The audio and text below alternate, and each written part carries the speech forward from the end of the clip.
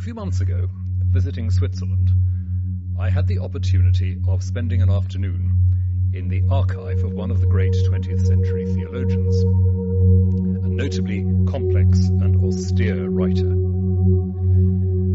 In one section of the archive were the books that had been found in his private quarters. And they included a large collection of Georgette Heyer novels.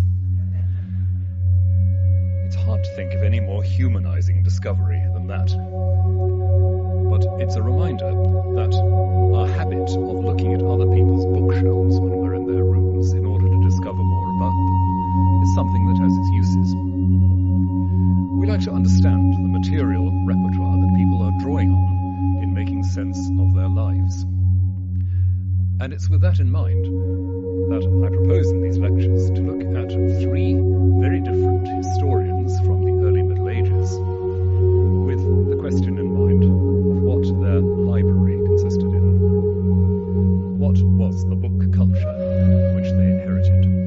What did they instinctively quote? And equally importantly, what did they expect to be recognized by their readership and their audience? All of them, as I've said, are historians.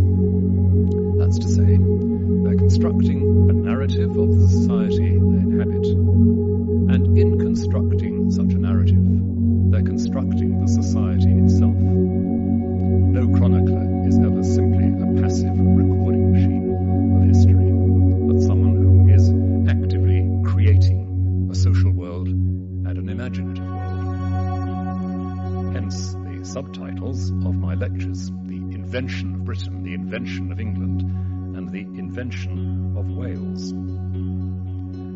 And I want to suggest in these lectures that looking at the building blocks that are used for these acts of invention in our three chroniclers gives us not only a sense of what was going on in the early Middle Ages, but a sense of what continues to contribute in one way or another to the picture we have and the story we tell about the identity of this society in Britain. The drawback, of course, is that prior to 700, our sources are very limited indeed. Before 700, there are only two writers we can unambiguously say are British in their formation and their major work. And those are St. Patrick and Gildas, the main subject of this first lecture, writing in the late 5th and mid-6th centuries. There are, in fact, just to do justice to the whole scene, two other writers, allegedly born in Britain, who play a very significant part in the intellectual life of the 5th and 6th centuries: the heretic Pelagius and the monastic writer and theologian Faustus of Rie. Both are identified as Britons in our sources. Both are exceptionally sophisticated and eloquent writers, somewhat controversial in their way. But our problem is that we have absolutely no way of knowing how much of their intellectual formation took place in Britain and how much abroad. The chances are that neither of them had their primary formation in Britain, and both of them, of course, had their career almost entirely outside Britain. Their presence haunts the discussion and prompts some interesting marginal questions, and I'll be referring to them once or twice. But the focus of what I want to say has to do with those who can be identified as clearly British in education and in career. Patrick wrote a confession. That's to say, a statement of self-defence, almost certainly addressed to a synod of unsympathetic British bishops who thought that his activities in converting the Irish were over-enthusiastic. He also wrote an extremely rude letter to a British king who had conducted a raid on one of Patrick's convert settlements in Ireland.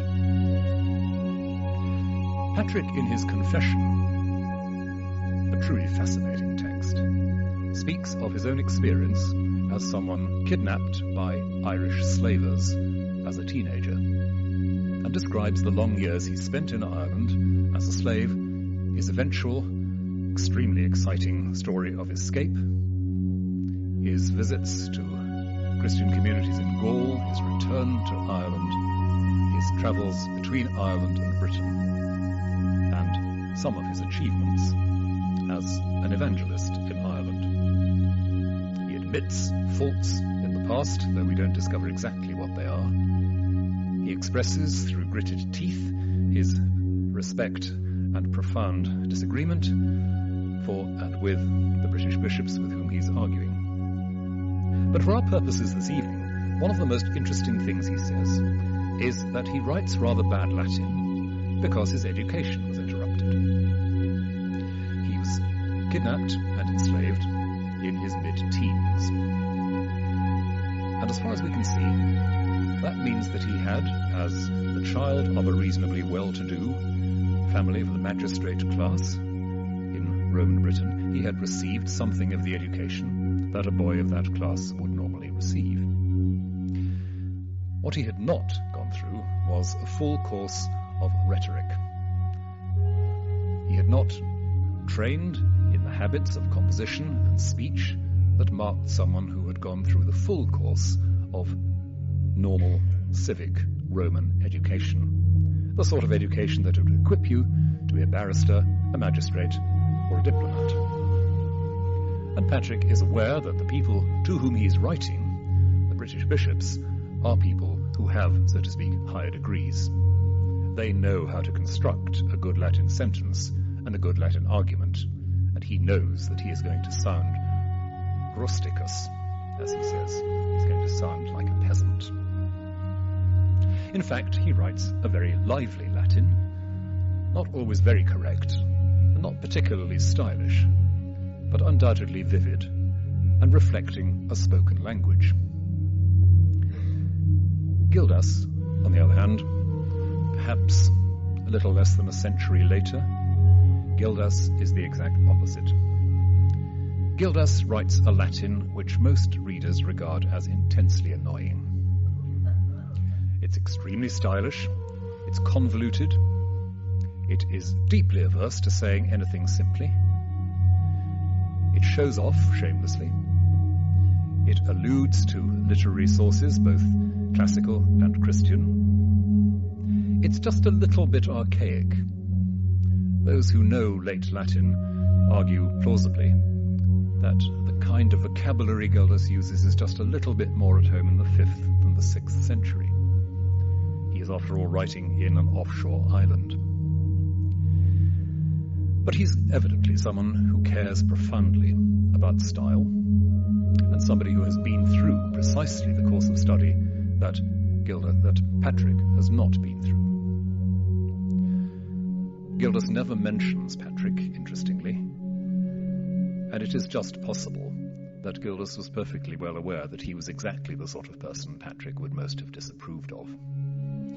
He mentions in passing the problem of British clergy who go off and get themselves ordained in Gaul. And since this is almost certainly what Patrick did, it may be that that is a sideswipe at the Apostle of Ireland.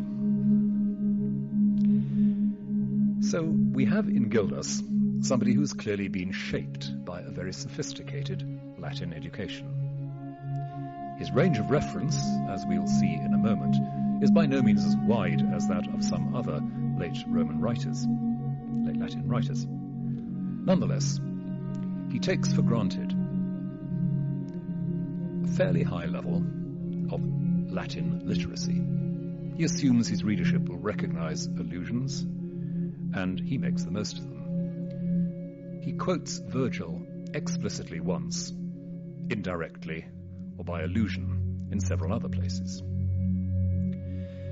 He makes a passing reference to bacchanalian revels, assuming that his readership will know what a bacchanal is.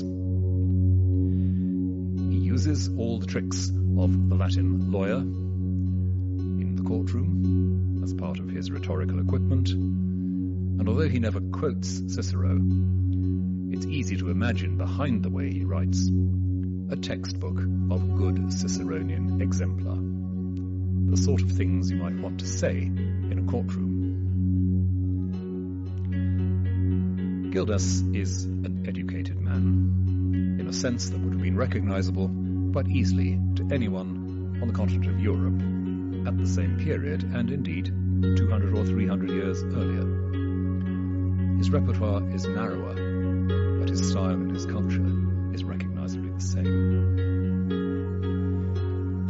He is, of course, writing a rather unconventional kind of book.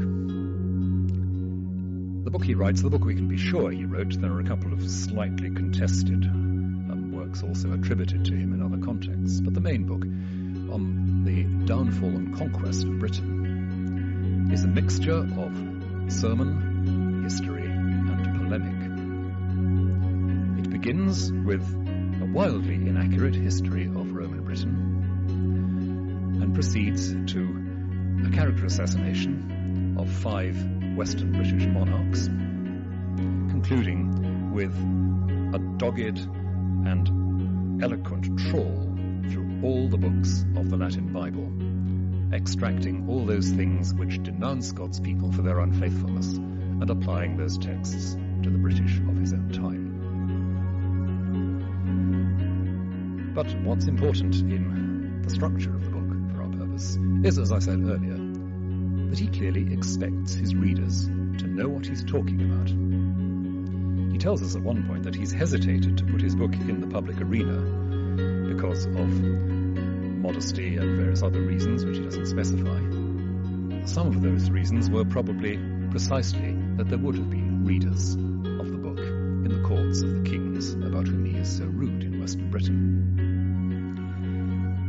But he assumes, therefore, that he's not the only educated man in 6th century Britain. He assumes there's a public for what he writes, a public which will appreciate slightly self-consciously fine writing, that will share his slightly old-fashioned tone, that will recognize allusions to Virgil, and appreciate the Ciceronian elegance of his argument.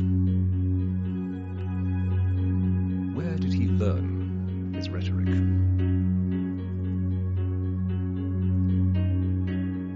We can't, of course, answer that question, and he gives us no clues at all. But he gives us in passing a very interesting piece of evidence in his paragraphs on the King of North Wales, Maglochynus, probably the same as the Maelgwn of Welsh genealogies. Maelgwn, he says, was, as a young man, educated by a magister elegans, a refined teacher, the refined teacher of almost all of Britain. Maelgwn, as a youth, in other words, is taught the kind of thing that Gildas is being taught, or has been taught, by someone with, whatever this means in the context, a national reputation. It's tempting to think, and some have succumbed to the temptation, that Gildas himself studied with the same person.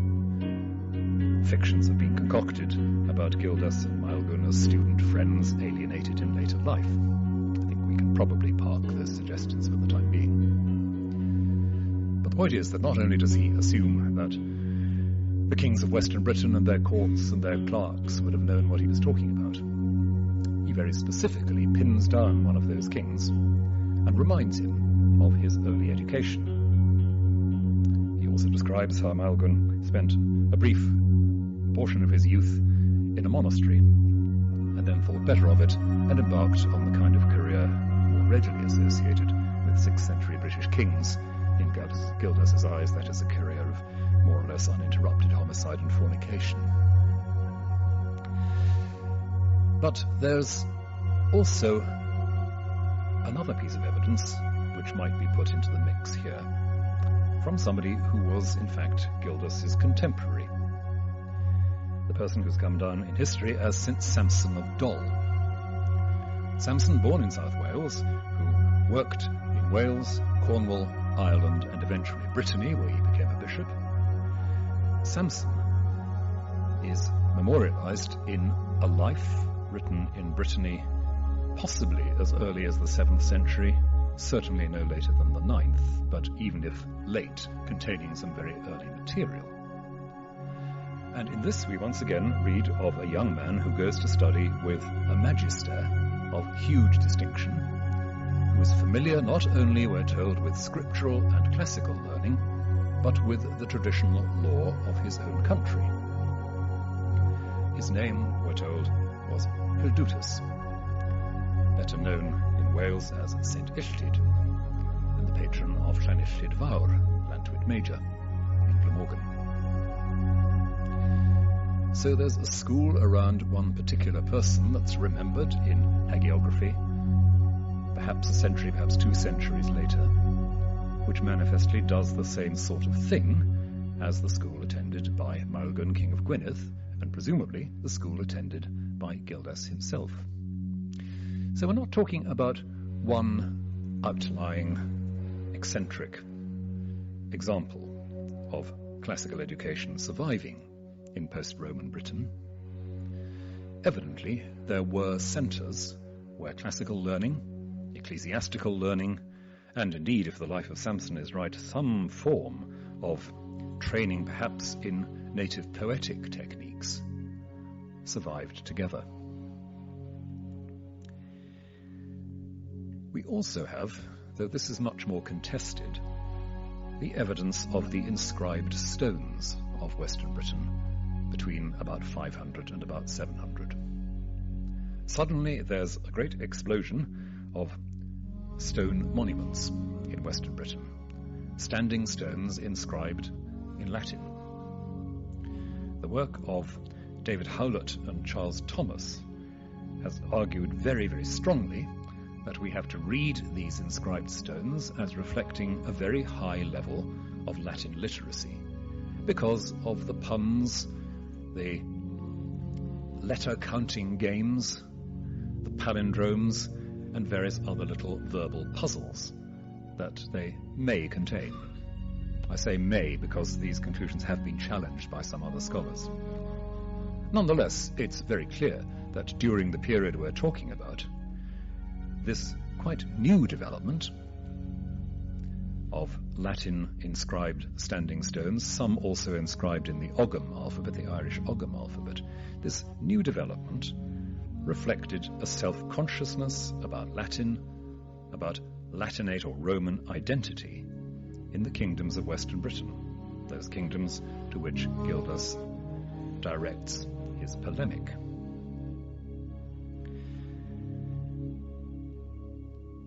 That being said, it seems clear enough that the formation received by Gildas could not have been exclusively that of a late imperial grammatical education, simply because his literacy, his Latin literacy, is far more evident in his use of ecclesiastical than of secular literature. That's to say, he may quote or allude to Virgil, but far more frequently he will refer to the great writers of the Latin Christian West of the century before his own time.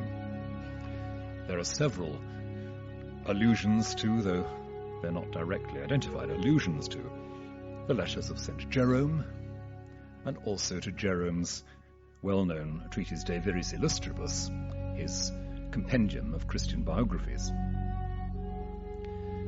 And we know this because there are certain ways in which Gildas tells familiar stories from early Christian history with details that can only come from Jerome, and sometimes with confusions that can only come from Jerome. He evidently also had access to Latin translations of certain Greek works. Jerome's great enemy, Rufinus, had translated the massive ecclesiastical history of Eusebius into Latin and brought it up to date about a century after Eusebius' own day, around 400 that is. And Rufinus had also translated some of the more prominent Greek fathers, including the great orator Gregory Nazianzen, into Latin. And once again there's a detail in one of Gildas's anecdotes which can almost certainly come only from Rufinus' translation of Gregory Nazianzen. He probably knows the life of St. Martin of Tours, the great French monastic saint, by Sulpicius Severus. He almost certainly knows, because there are phrases which echo very strongly the text, the universal history of the Spanish Orosius, early 5th century. He refers to the martyrdom of St. Alban in sufficient detail to suggest that he has some kind of account of the martyrdom before him, and refers in passing to the other early martyrs of Britain, Aaron and Julius, usually supposed to have suffered in Caerleon in South Wales, though there is some debate about the exact interpretation of the name. So, Gildas has a reasonably broad ecclesiastical library behind him. And it seems a little unlikely that the rather straitened and conflicted circumstances of mid-6th century Western Britain could have supported many centres or institutions with both a good secular and a good ecclesiastical library existing in separation. In other words, I suspect that the evidence points us towards some convergence institutionally between the secular and the ecclesiastical. That is, we're beginning to see here what we see far more conspicuously on the continent of Europe some 50 years later, a convergence between ecclesiastical education and secular.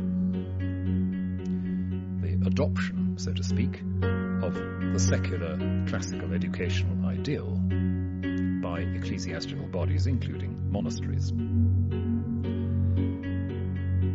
Gildas does not, incidentally, seem to have been a monk, though he was almost certainly a cleric, very probably a deacon. This judgment runs against what some scholars have argued in the last few decades. Michael Lappage, author of by far the best study of Gildas's intellectual world, has said that Gildas is very definitely someone who belongs in the secular, the classical mode, and not the monastic. His rhetoric, his style, his concern about style is something which monastic writers of that period would have deplored. It would have been worldly, pagan. And yet, it's very hard to think that someone of Gildas's broad education in both fields received those two strands of education entirely independently of one another. So one of the questions I would want to ask about Gildas's library is whether it was indeed the library of something like St. Illtyd's community in Latin Major. Whether it was, in fact, a place rather like the monastery of Cassiodorus in Italy later on, where the classical heritage and the ecclesiastical heritage were celebrated and deployed together. It's a suggestion that has been made, in fact, about Illtyd's community, that it was probably much more like Cassiodorus's slightly monasticized extended family in a villa, more like that than a conventional monastery. Because if we want to locate Gildas's library, it's most unlikely to have been any kind of a typical municipal library of the Roman urban world. We know something about what libraries were like in the Roman world. We have, from North Africa, Greece, some surviving evidence about what public libraries involved in the Roman Empire. We know something of the conditions under which they operated. We have a vague idea of the sort of books that there were within them. And we know that even in relatively remote parts of the empire, like Spain, municipal libraries were active up to the late days of the empire. It's certainly overwhelmingly likely that Roman Britain had its share of municipal libraries of this kind. If you wanted to check your text of Virgil, or perhaps your text of Horace, Pliny, of Cicero, there was somewhere you could go to do it. And if your library didn't contain a lot of primary texts, it'll almost certainly have a good few textbooks that could be used in literary education. And you might be able to find your quote there. Or if not, to find one equally good. But by the 6th century, of course, Roman Britain has endured up to 300 years of de-urbanization.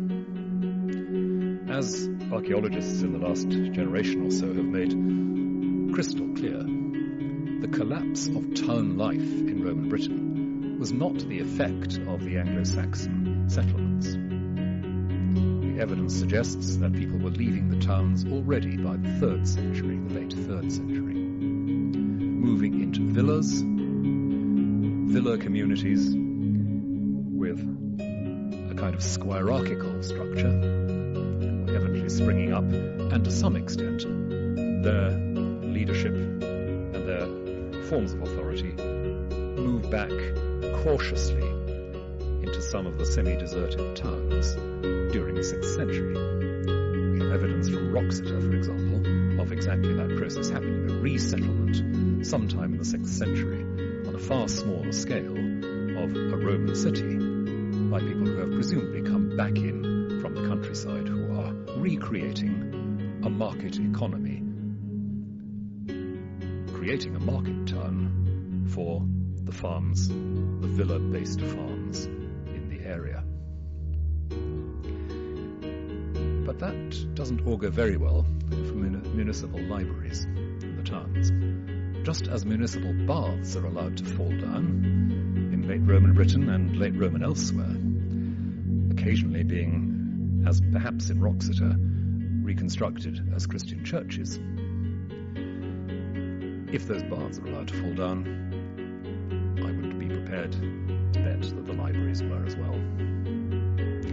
Book collections, in other words, would probably be the preserve of the wealthy villa-dwelling elite, which fits rather nicely into the picture we've just imagined of St. Illtyd and people like him, magistri, masters, highly educated individuals from the governing class, who would perhaps attract to themselves a significant community of students and would have assembled a significant collection of literature.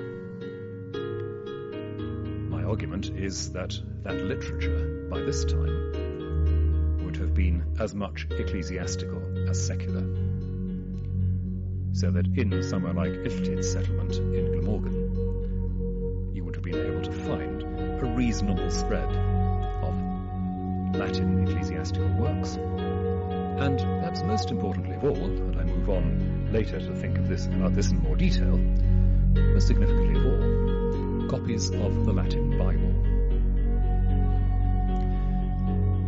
So these are educational institutions on the border between the ecclesial and the civic. Not great learned monastic libraries such as developed after Cassiodorus in the West. There's no British Monte Cassino, but communities where education was offered in ways that reflected classical Roman convention and which also educated people for a public life in the church. And this perhaps is another thing worth considering here. People were being educated for public life in this way, undoubtedly. But increasingly in Britain as elsewhere, that public life was going to be largely centered around the survival of the church. The church, which in the Western Roman Empire was all that was left of the old imperial civil service. One of the great differences between the Western Roman Empire and the Eastern, in the period between, say, 400 and 600, is the virtual disappearance in Western Europe of an educated lay professional class, which survives in the East. Bishops took over the reins of administration in so many contexts, not least in cities, largely because nobody else could do it. They could read. They knew their ways around libraries. They knew how to deploy texts. They knew how to speak in public. They knew how to decide cases in law. And one factor which has not, I think, been taken into consideration enough in this particular context is that from the time of the Emperor Constantine's legitimation of Christianity at the beginning of the 4th century, bishops were expected to settle disputes in law within their jurisdiction. In other words, they were allowed to and encouraged to act as magistrates. And the kind of literary and rhetorical education that we've been speaking of as typical of Gildas's background and that of others is the education that would very definitely fit somebody for that kind of role. So it may very well be that what we're seeing in Ichtid, and perhaps there's other communities or settlements that we can guess at, is a kind of staff college for bishops. A staff college, that is, for clergy expected to settle public disputes, to know their way around enough Roman law to see what a good argument might look like, or what evidence might count in court, and who would bring to that enough civil elegance to be persuasive in public discussion. So, I suspect we may, behind Gildas, see not only the kind of library I've indicated, of ecclesiastical and secular resource, but the kind of educational community that seeks to equip the clergy in a collapsing social order for the maintenance of what order could still be made workable. One last comment on this general picture. Gildas, I've said, writes an elegant, slightly archaic, very self-conscious Latin.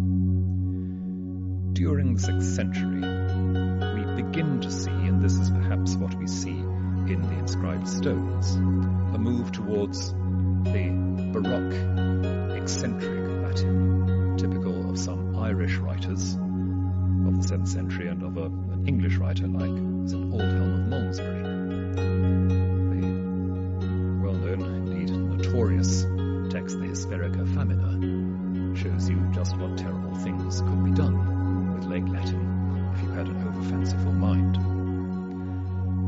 We are, I think, just on the cusp of that, the point at which an elaborate, self-conscious classicism is about to spill over into something more like the Baroque, into a verbal exuberance, a near nonsensical exuberance, full of clever, over-involved verbal plays that we see in the Latin a century or so later.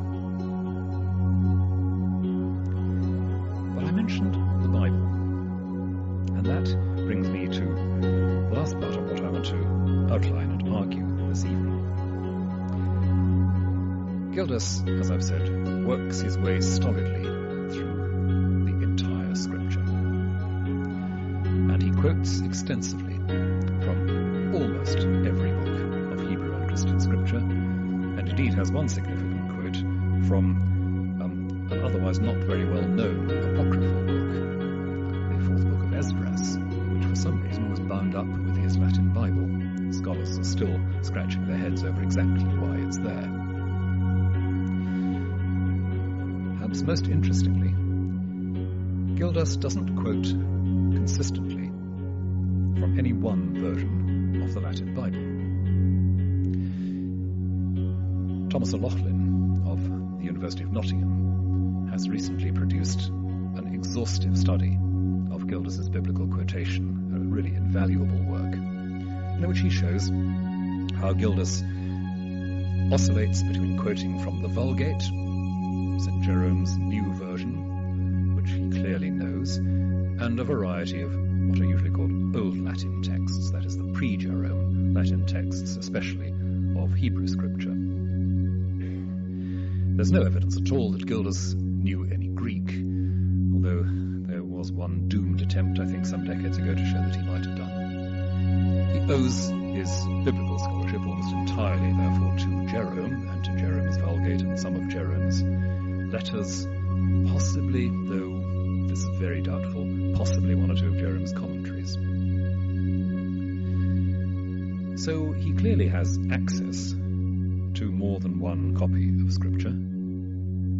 He's clearly somebody who belongs in a theological and literary culture for which there is no authorized version of Scripture in Latin. And therefore he's someone who, in his biblical quotations, is using his intelligence, using the version he prefers, whether for critical or pious reasons, we don't know. Sometimes, obviously, like all the fathers of the Church, quoting from memory with some inaccuracy. But working in an environment where there is no prescribed text to quote from. And that, although people have tended to assume that the Vulgate established itself as authoritative very promptly in the 5th century, that actually reflects a far wider phenomenon than some earlier scholarship would have allowed. But the biblical quotations tell us a good deal about how he approaches his own job in relation to the society he's addressing. For example, when he attacks the kings of Western Britain, Maelgwn and Cynlas, Aurelius, Vortiporius and Constantine, he associates each one of them with some animal or other. One is a bear, one is a leopard, one is a dragon. And this, of course, reflects the apocalyptic language of the prophet Daniel. The beasts who ravage the earth before the last days are leopards and bears, lions and dragons. The kings are cast in these apocalyptic terms. They are the terrible subhuman powers which dominate the world before God finally vindicates his justice before all the nations. But the deeper story is actually a very simple one. Britain is a Christian country. Gildas takes that completely for granted. He's totally uninterested in native paganism, and he probably wouldn't know a druid if he met one. Britain is a company of the baptized. And it's interesting, just by the way, that in some of the very earliest Welsh poetry of the early Middle Ages, the word bedydd, baptism, is used as a collective term for Christian Britons. So that campaigning Celtic monarchs of the early Middle Ages sometimes are given the title Rwysg Bedydd or Yd Bedydd, Lord of Baptism or Lord of the Baptized, or as it's tempting to translate it, Commander of the Faithful. Britain, in other words, is for all practical purposes Israel. It is the chosen people. Not because the British are a chosen race, but because precisely as a Christian people, the new Israel, like the Church in general, the story of Israel is the story of the present Christian nation. So it's a story of grace and covenant, and a story of betrayal and punishment and possible restoration. It's the story that the prophets of Hebrew Scripture repeatedly tell. And Gildas's long polemical sermon directed to his British contemporaries is a polemic based on that assumption. The British people, as bedydd, as the company of the baptized, are people who have, so to speak, come into the semantic world of God's chosen. A world in which God offers grace and opportunity, which is repeatedly rejected by the people. That rejection brings the punishment of foreign invasion and foreign domination, first by the Romans, then by the Germanic settlers of the 5th century.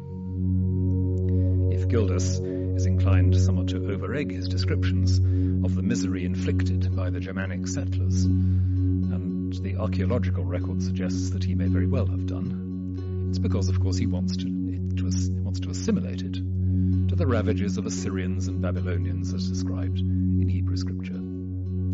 These are, again, apocalyptic disasters that he's describing.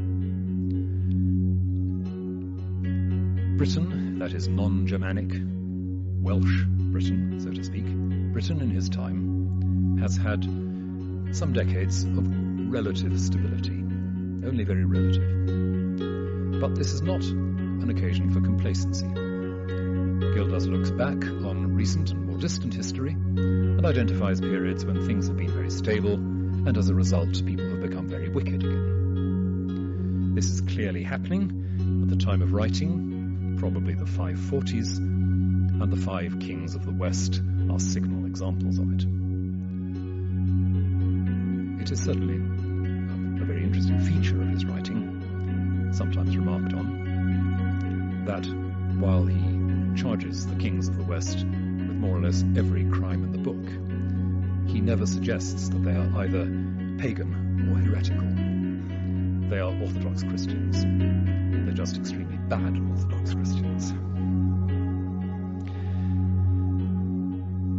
One interesting remark that Gildas makes in passing, which bears on this, has to do with the way in which Britain is first taken over by the Romans. As I say, he has a very inaccurate account of Roman Britain, which must rest on a foundation of oral tradition and a few misunderstood chronicle entries.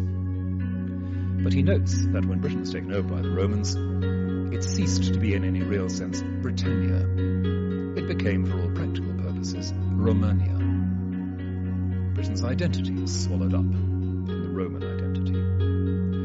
But the implication, that's in chapter 7 of the work, the implication of that is when the Romans have gone again, or rather when the British in their usual perfidious, untrustworthy, rebellious way have told the Romans to take their civilization home. What have the Romans ever done for us? What is left is again Britannia and not Romania. That's why he can write a book on the fall and conquest of Britannia. That's why he can write a history of what is now, surprisingly, a unit in itself. Not part of the Roman Empire, but a society, a nation is wrong, a community of some sort. Christian Britain, Britannia, no longer finding its identity in the imperial family. Gildas is in two minds about whether the Roman Empire was entirely a good thing, but it does seem that in this particular passage he's hinting very broadly that in the days of Romanitas the British were saved from some of the worst consequences of their own folly and incompetence. Gildas notes several times that the British are not instinctively a particularly warlike people, for example. So they did rather well when the Romans were doing the defensive work, when, so to speak, the American nuclear arsenal was stretched over Britain's inadequate defences. So Britannia is something which Gildas is trying to think through in new terms. Britannia not as a province of the empire, but as something in itself. That something is the church, that is Britain, the Christian community, that is Britain. Therefore, the history of Britannia is now, in the post-Roman period, a history of Israel's graces and betrayals projected onto the screen of local history. That's the sense in which Gildas invents Britain. Pulling Britannia out of the Roman orbit, giving it an identity, a history of its own, in a way that, of course, doesn't happen with other provinces of the Western Empire. And setting it up as, so to speak, a local church-state, whose history is assimilated to that of God's people in Scripture. But the evidence is that this is not entirely novel to Gildas. I mentioned earlier the life of St. Samson of Dol, and Samson's dates are roughly those of Gildas. His education clearly in some ways mirrors that of Gildas, and it's very interesting that if he is the Samson who subscribed in the mid-6th century to a council of bishops in Gaul by writing a brief and rather elegant Latin hexameter containing his name and his assent to the minutes, he had a really rather good classical education from St. Illtyd. But the significant thing in this context about Samson is his name. He has a Hebrew name. And the life of St. Samson makes it clear that this was a widespread phenomenon in Western Britain, certainly in Wales, in the 6th century. Samson's parents are Ammon and Hannah. He has a relative called Enoch. He has another more distant cousin with the wonderfully resonant Old Testament name of Amraphel. He is part of a generation of Welsh saints, about most of whom we know nothing more than their names, who are called David and Daniel and Asaph, and part of a tradition which continues right up to the early Norman period of clerics receiving, assuming, or being given Old Testament names. So there's a succession of bishops in St. David's called Abraham and Solomon. There is, of course, the famous Asa, biographer of King Alfred, and several more local examples. There are one or two figures who have specifically New Testament names.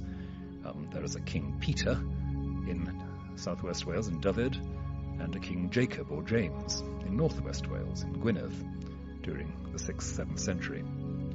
But the overwhelming majority of these names come from Hebrew scripture. Even apparently clearly Celtic names like that of St. Tylo conceal, because of a long history of hypercharisms and corruptions, what in the original texts seems very clearly another Hebrew name.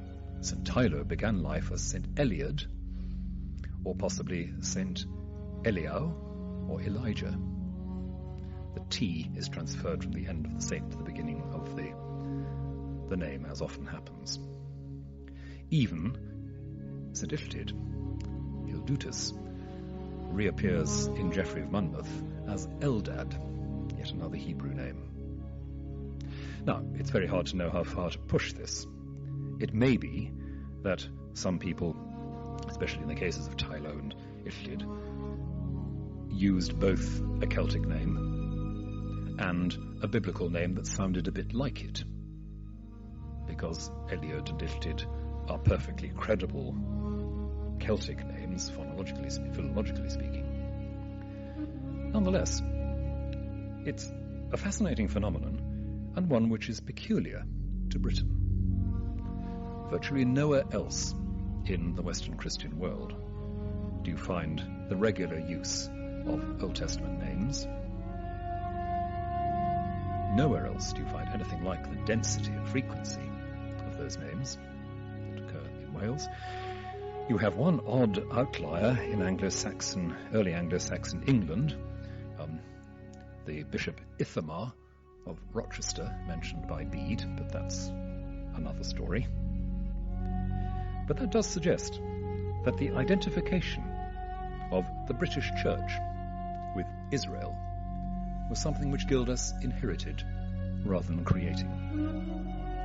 So that he becomes not the creator of this model of Britain as Israel, but someone who gives unprecedented and exhaustive literary expression to that vision.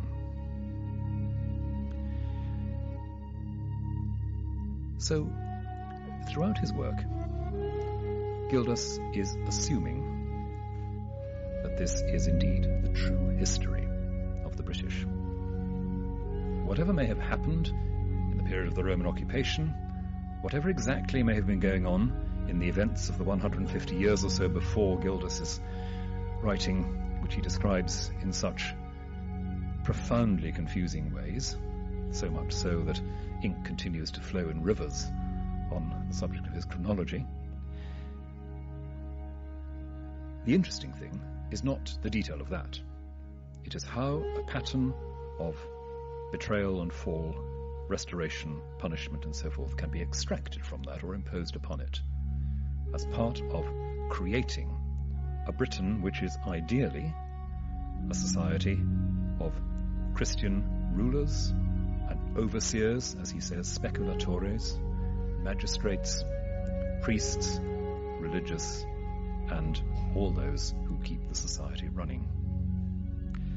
A law-governed society, governed by the law of Scripture, and presumably the law of Christ, though Gildas is one of those who tends to get rather more enthusiastic about the Old Testament than about the New.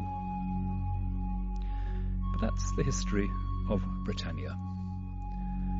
A narrative subject, a historical subject, brought into focus by this remarkable writer through the means, through the medium of the narrative of Scripture.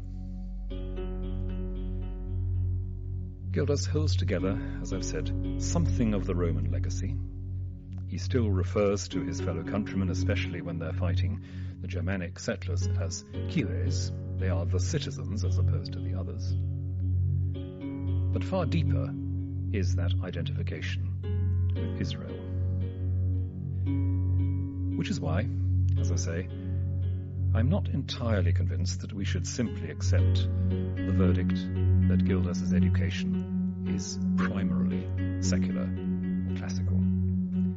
There is, as I've suggested, enough in him to imply that his library, literal and metaphorical, has a substantial and significant classical element. He knows Virgil, he knows the textbooks, he knows what a good Latin sentence sounds like. But, much more importantly for his purposes, he knows the story of the Church, which includes the story of Israel. His interest in earlier patristic Latin literature is very often in the records of martyrdom and sanctity, especially martyrdom. And so, his Britannia is undoubtedly a sacred community. And so far from that meaning that it's a community which shouldn't be challenged or questioned, to identify it as a sacred community is to call it to a far more severe and demanding account than any merely secular community. Britain is a society living under judgment because it is a baptized society. And that's very near the heart of Gildas' argument.